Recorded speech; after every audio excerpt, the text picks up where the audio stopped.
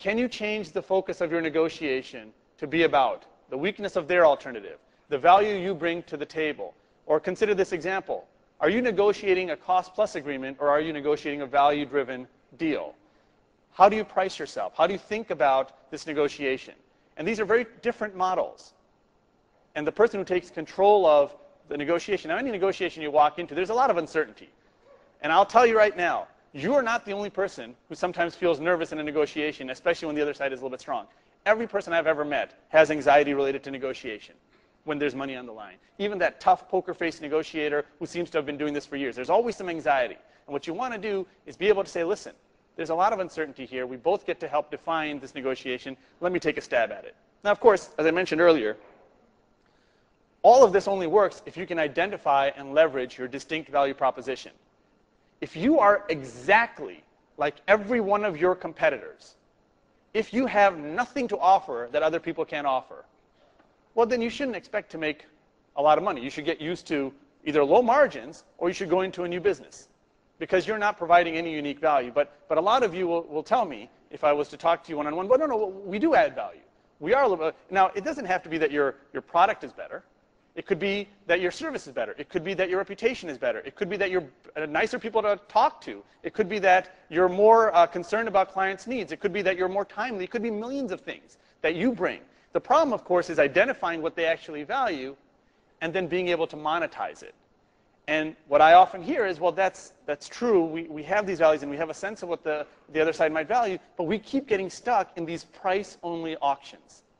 You know, we've got this great package that we want to sell to this potential client, but they keep talking about price. Or they hold an auction across all potential service providers, and they look at the lowest cost deal, and they go with that, and they never even think about the other value that we can provide. So what to do about that? And so let's spend at least a few minutes on some of the things that people have done in similar situations that seem to work. Now, some of these may work for you, some of these may not work for you, but give it some thought. How can you make your distinct value proposition a factor in the negotiation? How can you beat the price-only auction? First, there's this question.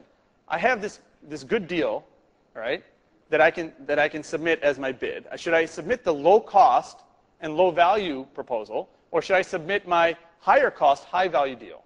Right? So I could really do a lot for this customer, but that would cost a little bit more, and I think they'd really value it. But I don't want to lose the auction by submitting too high a bid. What should I do? And what some people have started to do effectively in their industries is to submit multiple bids.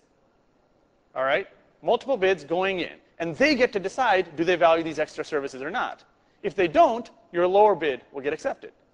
If they do value these, then your higher bid will get accepted. And you can find out if your distinct value proposition is truly a value proposition for your customer.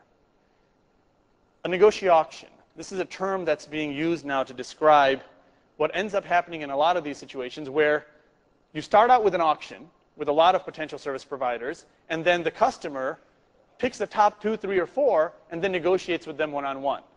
Some of these things are announced, as we're going to have a round of bidding, and then we'll negotiate individually with the top 2 or 3 people. And some of these situations aren't even announced, but that's how they play out. And you want to be very sensitive to those, because in those situations, you don't have to lower your bid that much.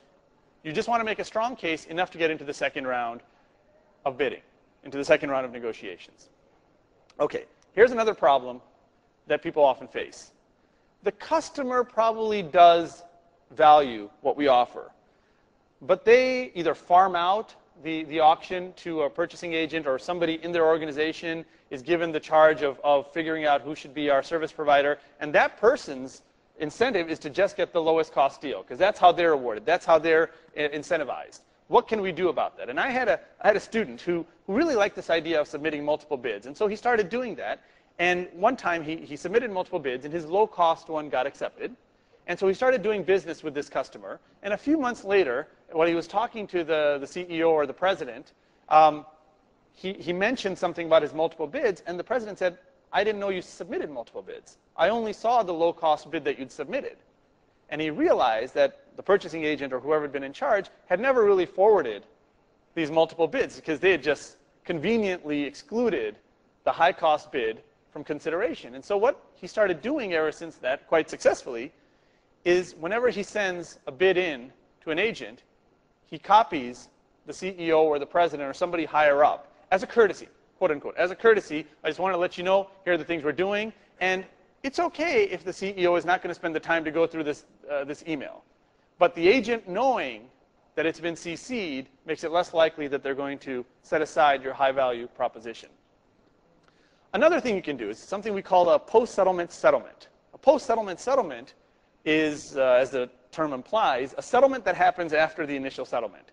You go in, you lower your price enough to win the deal. Once you're in the company, you renegotiate the deal. This is not a bait and switch. You just make what you can offer salient to the final decision maker. Maybe the agent doesn't care or understand what it is that you're selling and why it might be of value to the company. So don't try to sell it to that person. They're never going to get it. But don't stop selling just because you won the deal.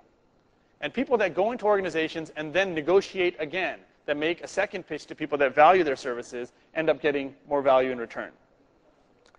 Communicate with your customers. Now, this is one of those, of course, communicate with your customers. We do that all the time. One of the things I've noticed, though, is that people don't often communicate with their customers at the right time. Most people communicate with their customers when there's money on the table, when there's a potential deal that could be signed, when they're negotiating. That is not the time to communicate with your customers.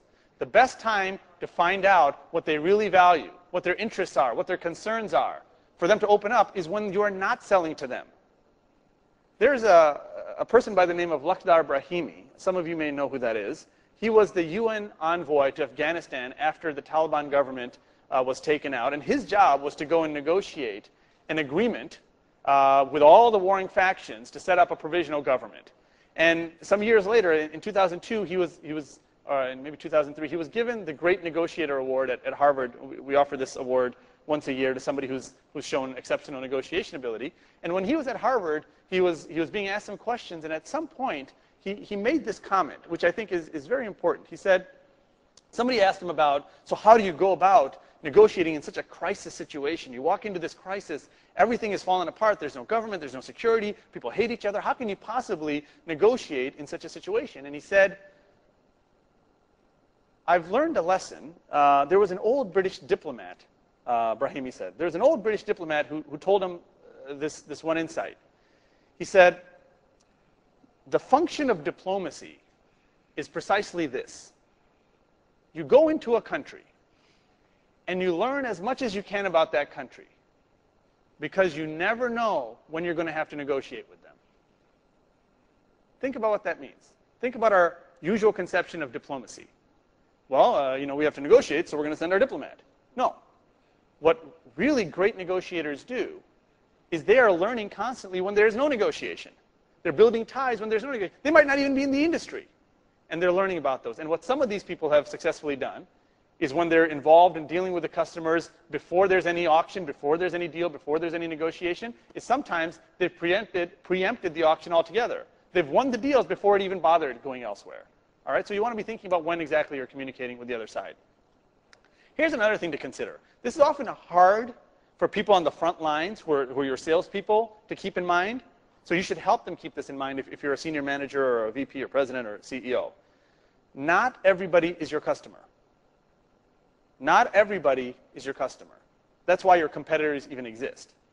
All right? Some people really value what you have to offer, other people don't. And you want to be willing sometimes to have the difficult conversation, which sounds a little bit like this. Is it the case that you will pick the lowest price option regardless of the entire package someone offers? Do you have any interest other than price? You might be the high-end player. And some people are never going to value that. But some people will. And the question is, are you willing to lose some business in order to gain other business that might be worth more? And to make this a little bit more stark, one of my colleagues was giving a talk in an industry where margins had reduced significantly over the last 5 to 10 years, from about 20% to about 4 or 5%. And he took a survey during this talk, and he asked the question, so let me propose this thought experiment. What would happen if tomorrow you doubled your margins?